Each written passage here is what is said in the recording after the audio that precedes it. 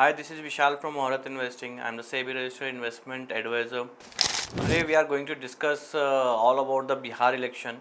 आइए जानते हैं कि बिहार इलेक्शंस के क्या इम्पैक्ट पड़ेंगे स्पेशली हमारे शेयर मार्केट पे।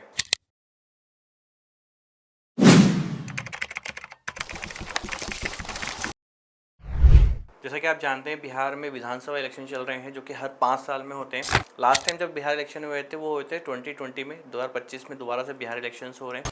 भाई जानते हैं कि लास्ट टाइम क्या सीट्स मिली थी स्पेशली एनडीए को और जेडीयू को। अभी जो करंट में सीट्स हैं हम उस पर डिस्कस करते हैं, फिर हम बात करेंगे कि क्या सीट्स आ सकती हैं रिजल्ट्स में इलेक्शंस के, उसके क्या इम्पैक्ट होंगे मार्केट पे। अभी एनडीए के पास जो है 125 सीट्स हैं, महागठबंधन के पास कुछ 110 सीट्स हैं और अन्य के पास 8 सीट्स। तो टोटल जो कॉम्बिनेशन जो टोटल सीट्स हैं बिहार में वो है 243 सीट्स पे भी इलेक्शंस लड़े जा रहे हैं। जो लास्ट टाइम 2020 में इलेक्शंस हुए थे, आज 12 नवंबर 2025 को कितनी सीट्स किसके पास है पहले हम ये डिस्कस कर लेते हैं। तो एनडीए के पास 125 सीट्स हैं, महागठबंधन के पास 110 सीट्स हैं, अन्य के पास 8 सीट्स हैं। तो टोटल 243 सीट्स पे इलेक्शंस लड़े गए थे लास्ट टाइम। इस बार भी 243 सीट्स ही है बिहार में।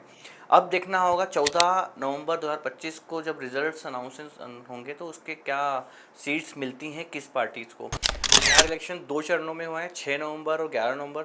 14 नवंबर को इसके रिजल्ट्स आने वाले हैं। लास्ट टाइम के इलेक्शन में इंडिया के पास 125 सीट्स थी। इस बार पूरे देश की नज़रें 14 नवंबर पे होंगी कि क्या इम्पैक्ट क्या रिजल्ट होने वाले हैं बिहार इलेक्शंस के।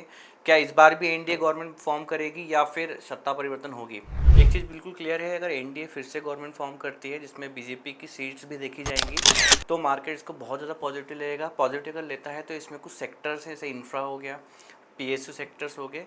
इसमें पॉलिसी को लेके कंटिन्यूटी को लेके एक कॉन्फिडेंस क्रिएट होगा मार्केट में, इन्वेस्टर्स में, और मार्केट में एक बुल रन देखने को मिल सकता है। पर 11 नवंबर 2025 को जब एग्जिट पोल्स के रिजल्ट आए थे उसके बाद सेकेंड डे पे 12 तारीख को मार्केट ने एक 200 पॉइंट का प्लस देखने को मिला था, एक बहुत ही बड़ी बुल रैली देखने को मिली थी।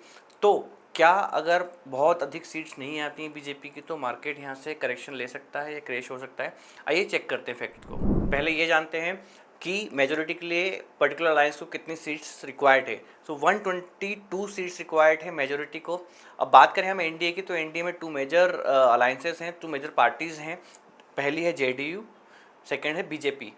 अगर हम बात करें कि मार्केट बुल ट्रेंड कैसे बरकरार रखेगा, अगर बीजेपी की सीट जेडीयू से भी ज़्यादा हो जाती हैं, फॉर एग्जांपल बीजेपी की सीट्स 80-90 के ऊपर निकल जाती हैं, तो मार्केट या इन्वेस्टर्स को बहुत ज़्यादा पॉजिटिव लेंगे, क्योंकि पॉलिसीज़ को लेके चाहे वो स्टेट पॉलिसी हो या फिर सेंट्रल पॉलिसीज़ हों, उसको कंटिन्यूटी के जब भी कंटिन्यूटी होती है तो इन्वेस्टर्स में एक कॉन्फिडेंस बिल्ड होता है, ठीक है। पर अगर बीजेपी की सीट जेडीयू से कम होती है या फिर 50 के भी नीचे फॉल होती हैं तो यहाँ से कॉन्फिडेंस में थोड़ा सा लू फॉल और मार्केट में थोड़ा सा करेक्शंस की पॉसिबिलिटीज़ भी हैं। अगर बात करें इंडिया अलायंस की या महागठबंधन की तो यहाँ पर भी 2 मेजर पार्टी है, RJD plus Congress. RJD Lalu Yadav की पार्टी, Congress you know very well, okay.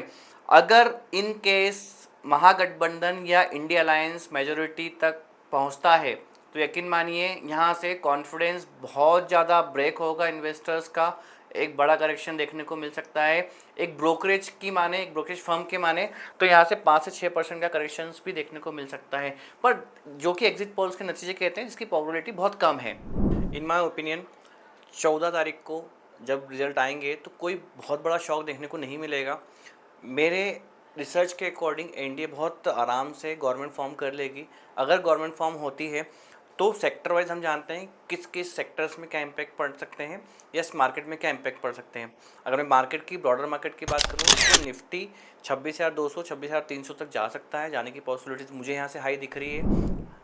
उसके बाद अगर मैं सेक्टर की बात करूँ तो सेक्टर में स्पेशली इंफ्रा, उसके बाद पीएसयू सेक्टर्स, उसके बाद मोस्ट प्रॉब्ली जो सेक्टर्स काम आते हैं रेल सेक्टर्स, इसमें थोड़ी सी रैली देखने को मिल सकती है शॉर्ट टर्म्स में। इंफ्रा की बात करें तो इंफ्रा में आप जा सकते हैं, अल्ट्राटेक सीमेंट्स में एक तेज़ी देखने को मिल सकती है, आईआरबी इंफ्रा में तेज़ी देखने को मिल सकती है। अगर बात करूँ पीएसयू सेक्टर्स में तो पावर ग्रिड एनटीपीसी रडार पर रहेंगे इन्वेस्टर्स के। बात करूँ रेल सेक्टर्स के तो यहाँ पे आईआरसीटीसी आईआरएफसी में थोड़ी सी रैली देखने को मिल सकती है।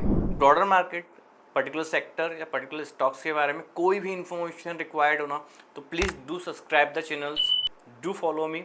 You can go to our website also, it's www.mohratinvesting.com। Contact me on below mentioned number. Thank you so much.